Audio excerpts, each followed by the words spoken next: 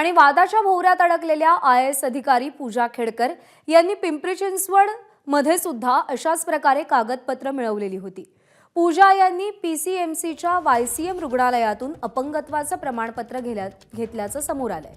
डावा गुडघा 7% कायमस्वरूपी अधू असल्याचं या प्रमाणपत्रात नमूद करण्यात आलेलं आहे।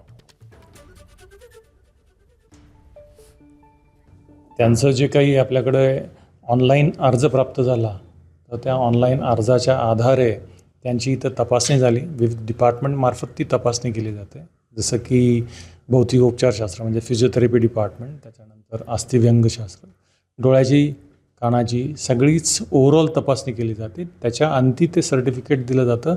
हे 7% म्हणजे 7% असं लोकोमोटर डिसेबिलिटी असं सर्टिफिकेशन त्यांना दिलं गेलेलं आहे। नमस्कार। मन सुद्धा तुझं ही ABP माझावरची वेगळीच मालिका खूप गाजली। हिचा दुसरा सीझन केव्हा येणार अशी अनेकदा विचारणाही झाली, पण आता प्रतीक्षा संपली। लवकरच येतोय सीझन 2।